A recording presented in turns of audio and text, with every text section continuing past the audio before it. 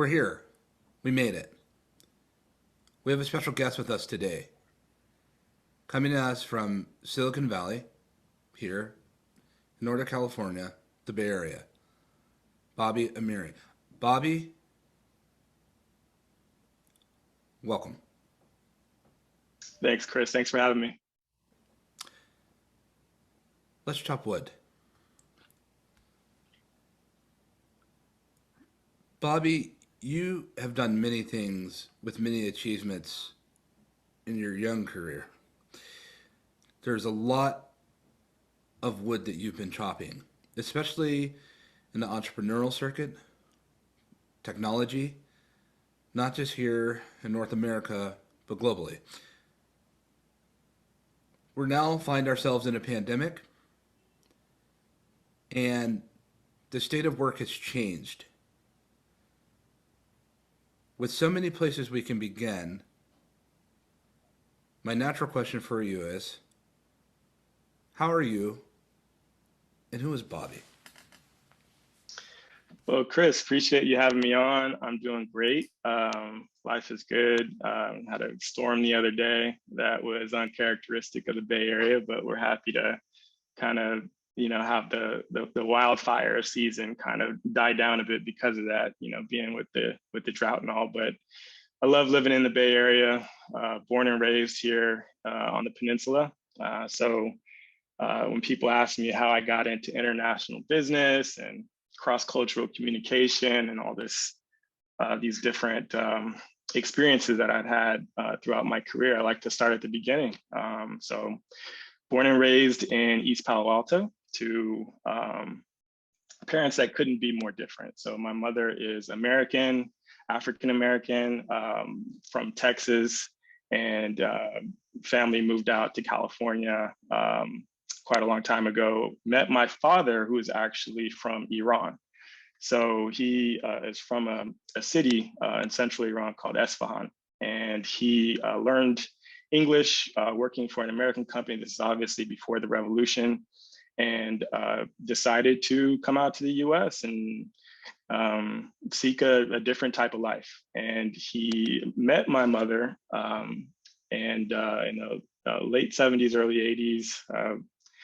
But they got married, had me, and so just the dynamic in the household was very, very interesting. So obviously she's Christian, he's Muslim, Eastern culture, Western culture, Black, Persian.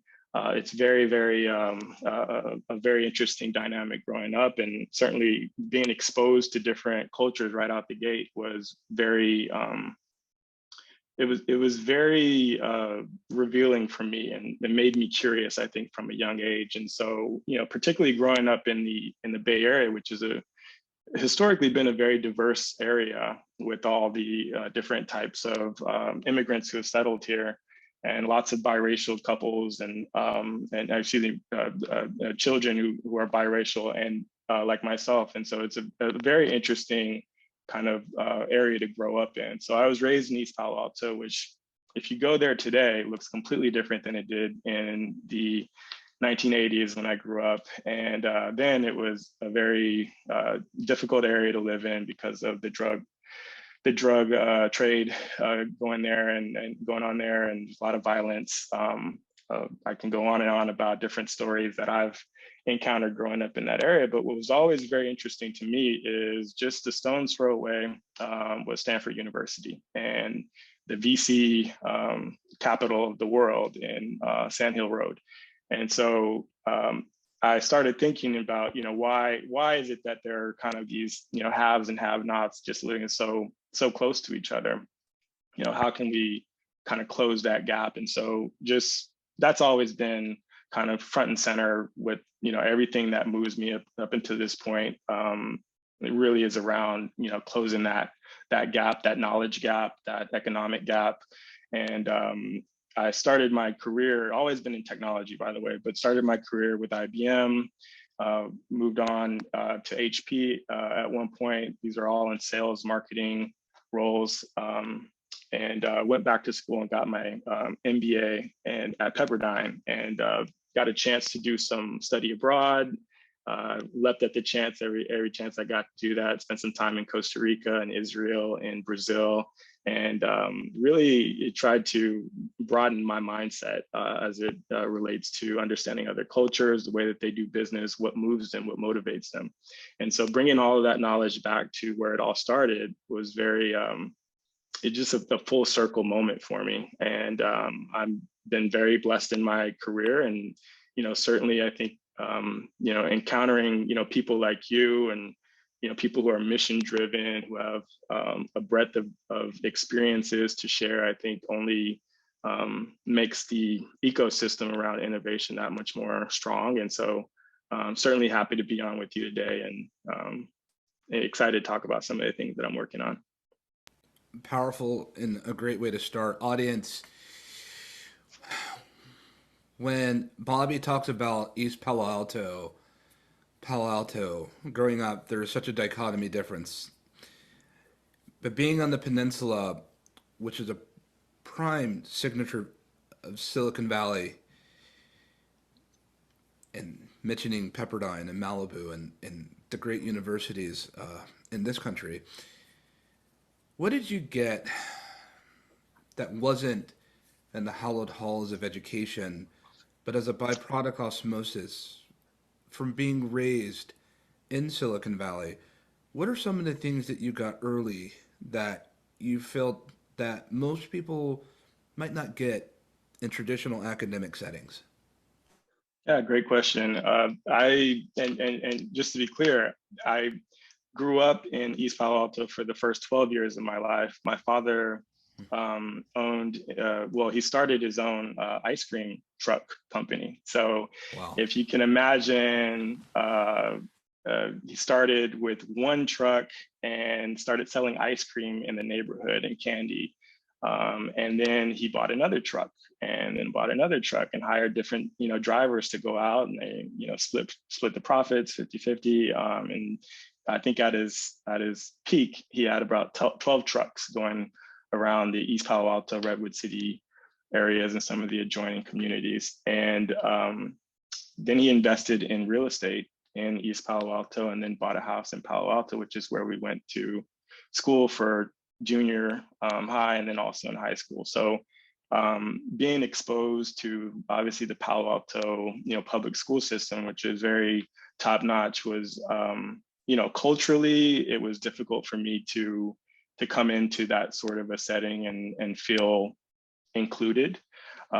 So there was a kind of emotional learning curve, figuring out, you're rubbing shoulders with sons and daughters of doctors and lawyers and tech executives and whatnot. For the longest time, I didn't even realize that the Bay Area, specifically Silicon Valley, was so influential to the rest of the world. You see the HPs of the world, but it didn't really hit me until I got older that just how influential this area is. And so it's changed quite a bit. I think particularly over the past 20 to 25 years with the dot-com boom and different waves of VC money that's just been pouring into the area. And, companies may even start elsewhere, but they always set up an office here in the Bay Area because of how influential and important the ecosystem is. So to answer your question, being here and experiencing it firsthand is something that you can't get in textbooks. It's not something that you can see on YouTube videos. It's something that you really have to experience for yourself. And if you're here for long enough, you start meeting some very, very interesting people who are, could be very wealthy in some instances, but just normal people like you and I. And I talk about social capital quite a bit and how important that is, because it is a very small ecosystem at the end of the day. And if you go to enough networking events, you'll see a lot of the same people. And it's important to have a good reputation behind you and do things that you say you're going to do, and just be an all-around good person. And I think that's one of the keys to having success in Silicon Valley and in business in general. There's a lot of it's a very relationship driven type of industry and ecosystem to be a part of. Thank you for sharing. I remember as I sit here listening to you speak when we first were able to meet at a major event in Google that was holding in San Francisco. And you were the MC of sorts, or conducting and working with a whole cohort of entrepreneurs and helping guide them towards getting where they need to go when it comes to lab to funding, lab to market. I noticed immediately that you typically or traditionally don't see folks, especially with maybe a few hues of color, in such roles, and to be so young and doing that, which is for me something was a rarity. Bobby, you've been places where a lot of people haven't, regardless of color. And with what you do when it comes to entrepreneurs, bring us into that world. How you got started, what gave you the inspiration to go that route? Was it because you grew up in a household where your father was industrious? Was it by way of what you've come to know by way of the land? Give us and bring us into that world, Bobby, how you got started on this pioneering track. Right. Like to give a big, shout out to my mother, who was very influential for me growing up. When I was around 13 years old, she, put me in a Spanish class, or have, very, strongly encouraged me to start, taking Spanish classes. And at first I was just bombing, man. I used to get C's and D pluses. I mean, just not the best subject for me, and it was just very frustrating for me because I was doing well in other subjects, but for some reason Spanish just wasn't doing it for me. And so I wanted to quit. My mother said, "Stick with it. There's a lot of utility in speaking Spanish." And I noticed, after that year that she told me that, I started doing so much better. And I'm so glad that I stuck with it. Took 2 years at AP, studied it in undergrad, spent 5 months in Costa Rica. That really kickstarted, everything even further, just being inundated or immersed in that environment, and having to kind of sink or swim was very influential for me, and really helped with my development. I wanted to also then learn about Portuguese and the Brazilian culture, and I spent 6 months there, a good 6 months. I stopped hanging out with Americans and Europeans and going the easy route and speaking English, and really just immersed myself into the culture. Did a lot of listening at first. There's some similarities with Spanish, but it's a very, very different language. Just tonally, they speak quite different. So I would tell people who are interested in learning languages, you have to have a level of passion about it, and try and bring it into something that you're passionate about, whether it's music, movies, people, whatever it is. And I was able to do that. I also have traveled to other countries, and while I don't have enough bandwidth to learn all these other languages, just really being empathetic to what people are working on in other countries has really driven me, and particularly in emerging economies. So about 6 years ago, when I first started getting into startup acceleration and venture capital, and just the innovation ecosystem as a whole, I began at GSV Labs. A gentleman that used to work at HP was a CEO at the time.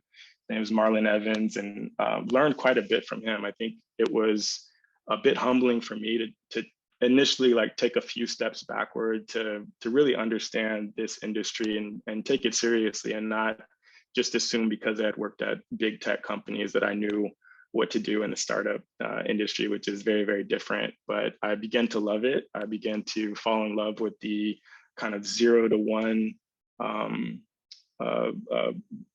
point of development for startups, when they first develop the ideas and start building out the MVPs and learning about lean startup, doing a bunch of reading, and talking to founders and seeing what moves them, what motivates them. When you talk to anyone who's invested in companies, the team is always going to be extremely important. And so I fell in love with the industry first, and then started thinking about some of these emerging economies around the world, and specifically in Southeast Asia, Latin America, to begin with. And I got the chance to meet the president of Indonesia. A photo of me shaking his hand. President Jokowi was out here. I noticed that there were all these like heads of state, governors, mayors, council people who are all out here to learn, how do we tap into the mindset in Silicon Valley to, spur economic development and create jobs in our country. And that really moved me as well, because when I started thinking of the application of new innovation and what it means for a country to be able to create jobs, spur economic development, and improve quality of life, that really stuck with me. And so I've been hosted in Indonesia at the mayor of Surabaya, the second largest city in Indonesia, at her home. This incredible feast and song and dance. I mean, it's just it's very humbling to go to other countries and to be, treated in that way with such grace and respect, and people just wanting to let you know that we're here and we have something to say. We are trying to develop our ecosystem, and we could use a little bit of help. And so with the democratization of information through the internet, and all this information is readily available, it's really opened up new innovation, people looking at innovation through different lenses, speaking directly to the problems that are important to them in their home countries. And I think out of that, we've seen so many incredible examples, like Gojek in Indonesia became a unicorn quite quickly in the way that they were able to use motorcycles to get different goods and around a city that was very much riddled with traffic. I remember at one point I was in a taxi and I was trying to get to another co-working space, and people were just shooting through lights. I mean, there was no kind of rule of law with traffic, and you just got to do what you got to do to get to where you need to be. And so it took me like 2 hours to go, I think 2 kilometers. I'm not even, this isn't hyperbole at all. It was like 2 hours, and went to sleep, woke up and saw a McDonald's sign that I had seen before just up the way. And so anyway, these problems are very, very important to obviously the people that are in these countries. And so the way they approach innovation is a little bit different than we do, because they have different problems. And that's always very interesting to me as well. Latin America, Brazil had kind of kick started, Latin America in the mid 2000s after the Goldman Sachs report about the BRICS. And they kind of hit a wall, but then bashed right through it because of innovation. Mexico has also taken leaps and bounds in the last 5 years. A lot of VC money pouring into that country as well. And so seeing the effect that innovation can have on some of these countries and problems that they're looking to solve, whether it's fintech, whether it's logistics, transportation, it's just all, at the end of the day, trying to make the world a better place and give people a better quality of life. And so that's really kind of a long-winded answer, but I think there's a lot that we can learn from other countries as well. Let's talk Latin America for a moment. I've known you to be an expert and well-traveled in so many different countries throughout Latin America, and to be intimately familiar with the startup circuit as you've been part of investments and deal flow when it comes to seeing startups in their very early stage, really first steps towards progress for scale to market. What are you seeing, and how did your path lead you to dealing with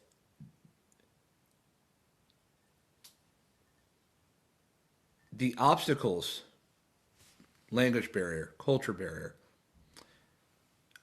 of saying, I'm going to go to Latin America An audience, it's one thing to be an investor and to be someone that helps entrepreneurs here in North America. It's a tall task here natively, but to go where you've gone, Bobby, and to do it in that way, bring us there. Yeah, I think that it all starts with empathy meeting opportunity. And so what I mean by that is, especially coming from the Bay Area where there's just so much money here, and you just see the excess, the money that companies get with just an idea. And then you see in other countries how people are doing more with less. That really spoke to me. I also feel like in the US, it's a bit of a saturated, kind of a mature market when it comes to innovation. There's certainly great things happening here in the US. I don't want to discount that, but if you talk to you know VCs who are forward thinking, um, they look at trying to find that J curve in the way of scale that maybe US companies aren't particularly focused on. And so what I mean by that is that if you go to Latin America, specifically in some of these more developed, heavily populated countries like Brazil, Mexico, Colombia, there is a market that is ready, that is ripe for innovation. It just needs the mixture of talent with investment. And historically speaking, family offices in Latin America didn't know how to invest in innovation. They would typically go with traditional businesses like real estate, restaurants, things like that. But when you talk to them about startups, and especially when you go into like the risk that is involved in really disrupting industries that people are taking a different approach toward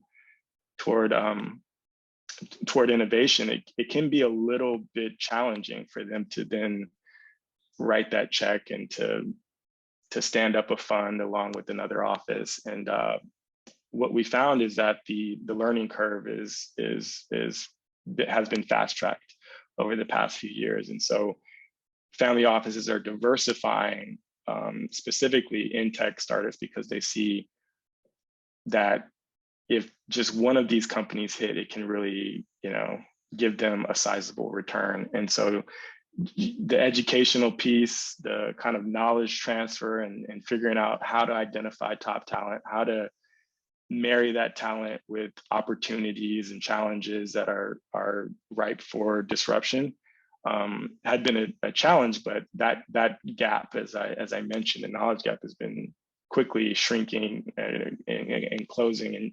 And what you found is that there are quite a bit of investors that are standing up these acceleration programs, that are working with universities to develop talent, that are corporations that are setting up CVCs to be able to identify solutions that they want to potentially acquire or partner with. And so it's just been a really interesting last few years. If you look at kind of Crunchbase, PitchBook, some of these other publications, TechCrunch, all talking about the development in Latin America. If you look at Kazakh Ventures, SoftBank, they're just pouring lots and lots of money into the region as a whole. And so it's really a fun time to be an entrepreneur in Latin America. What do people approach Bobby for these days in business? So I am with a company called iLab Collective. So it's a company that I launched with a few partners a couple of years back, and we focus on startup acceleration, working with governments, working with VC funds, working with universities. And so as an example, I just got back from South Korea a couple of weeks ago. I was there for 2 weeks working with the government of South Korea, which is, again, very interested in economic development, pouring lots of money into startup development. And the there's kind of an ongoing joke where the thing that's hindering innovation in certain countries is mothers, because they want their children to be secure and go into a safe career working for a bank or becoming a doctor or something like that. But I think things are changing now, as there are a lot of mechanisms in place that provide a safe space for entrepreneurs to, throw out crazy ideas and execute toward building products that, solve solutions that people are interested in.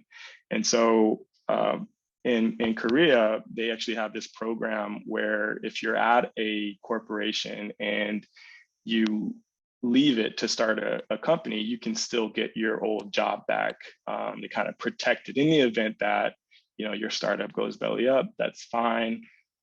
So kind of risk mitigation is something I think a lot of countries are all interested in figuring out, because even here in the U.S., a lot of people have these social safety nets and come from wealthy families, and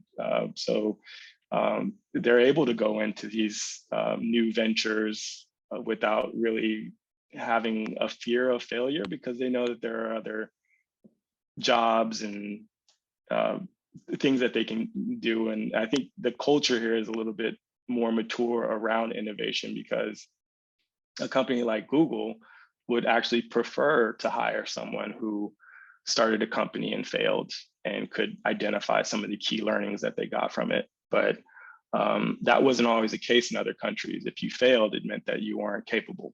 And so things are quickly changing. And I think what we see is governments are taking a more strategic approach toward encouraging people to develop new ventures by offering these incentives and mechanisms to help them with the risk aversion that they may be culturally ingrained with.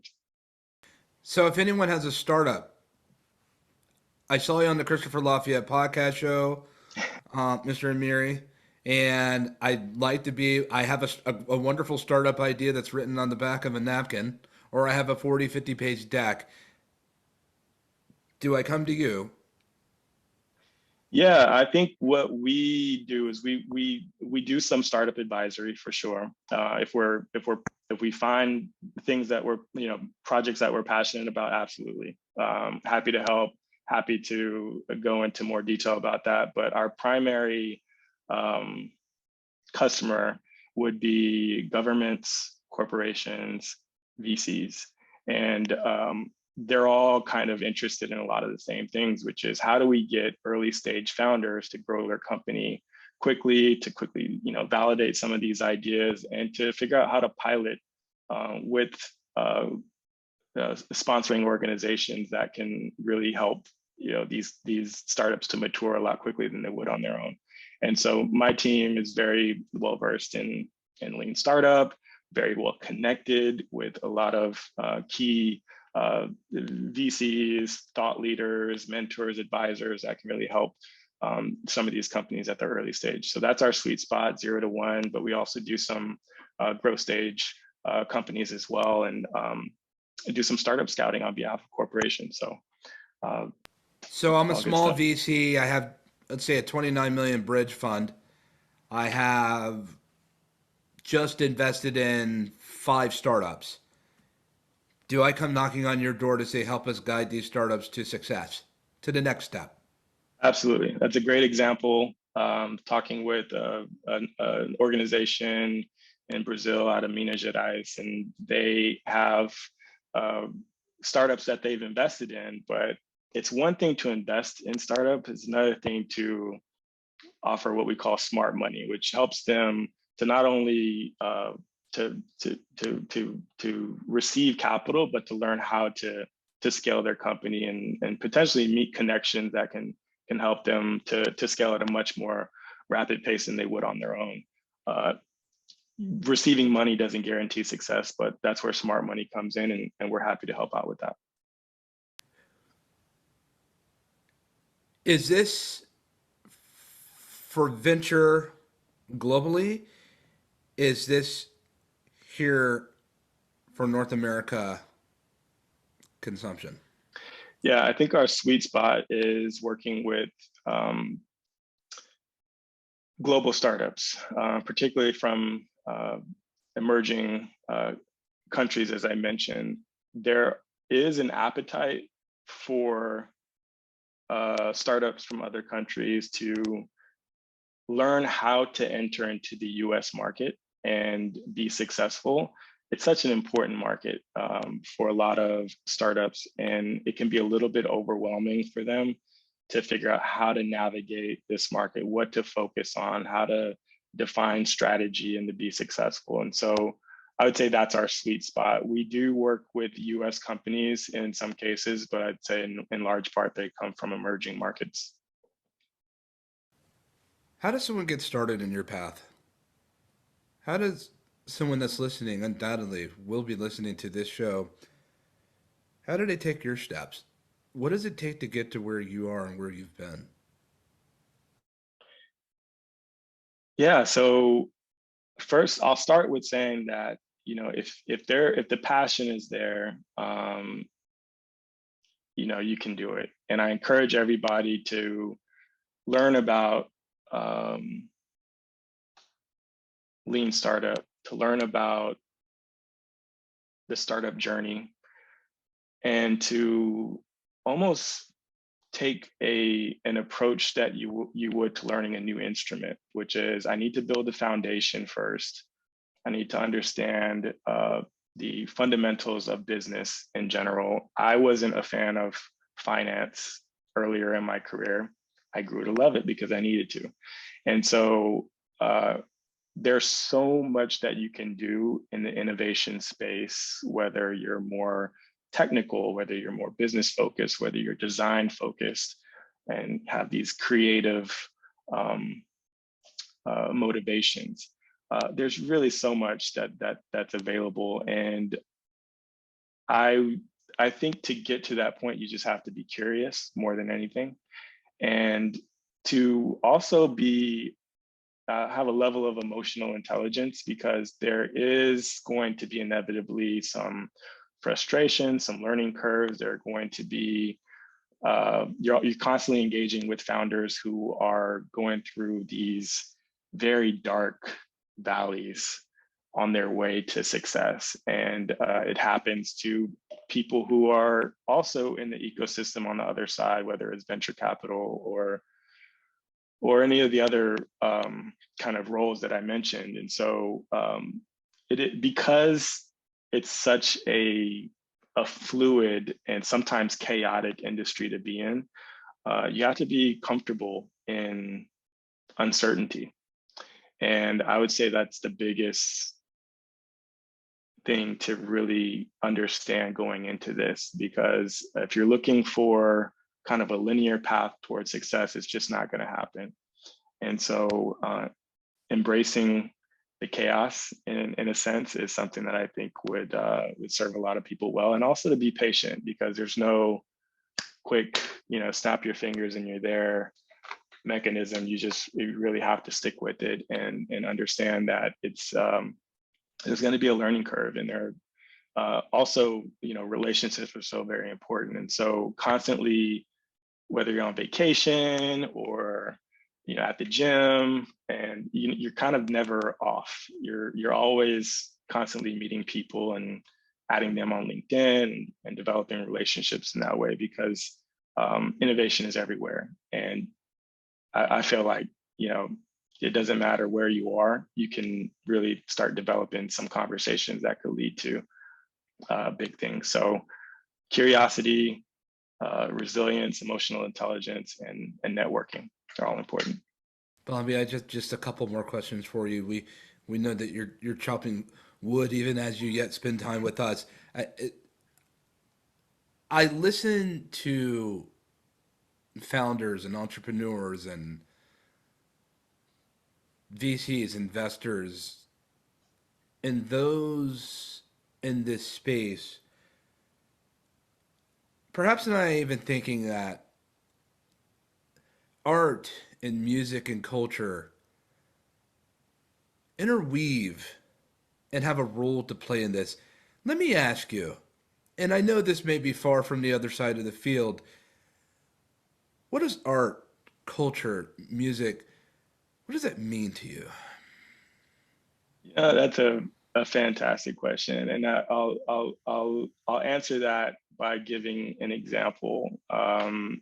I used to work at GSP Labs, large co-working space. We used to receive delegations from China, from Brazil, from Poland, all over the world. And I think one of the questions that we got the most was, America always seems to come up with these really novel, interesting ideas. Like, what is it about? Like, do you just grow up in an environment where you're constantly like thinking critically and questioning things and roping in art and music? And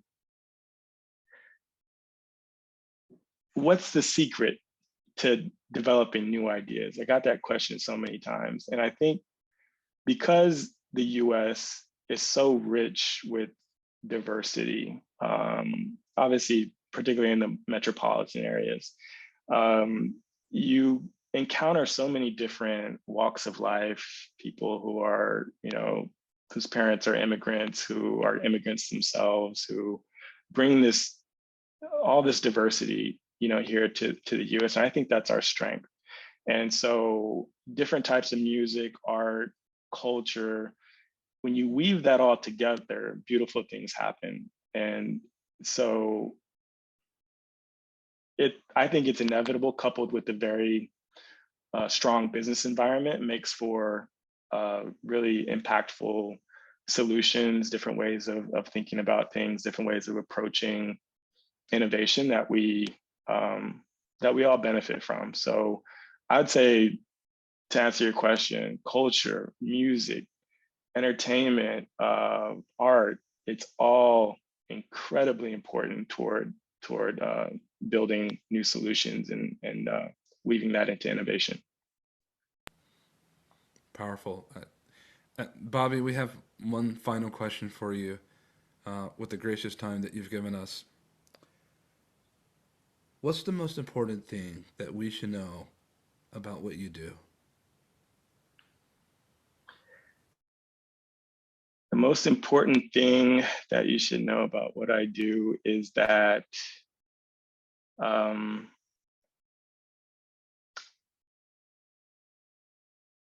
wherever I go, wherever I visit, whether domestically or internationally, I always put people first. There, there's this, there's this kind of thought experiment that I think about from time to time, that we're all kind of stars in our own movie, right? And we're all kind of, we have our day, and we're very focused on our day, and there are all these people kind of passing us along the way, and they're all the stars in their own movies, and their movies are just as awesome as ours are. And I think when we look at it that way, it creates a level of empathy that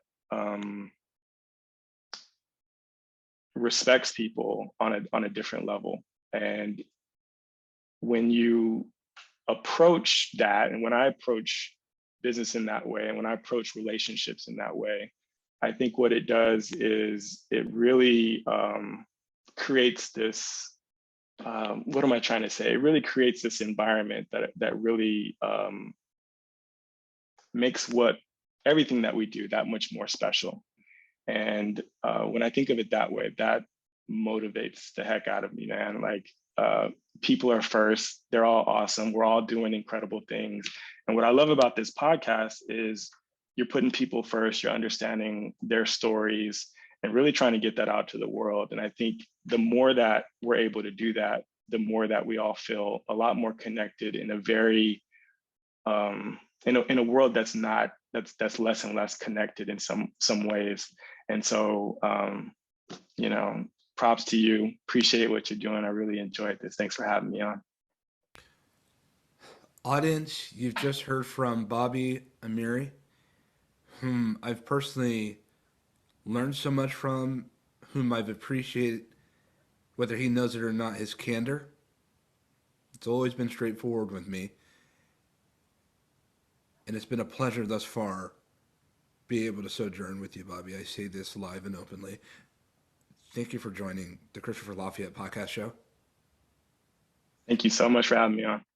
Audience, thank you for joining and chopping wood with us. We hope that you're keeping safe, well, and happy, and we look forward to you joining us again and another experience, an exploration at the Christopher Lafayette Podcast Show.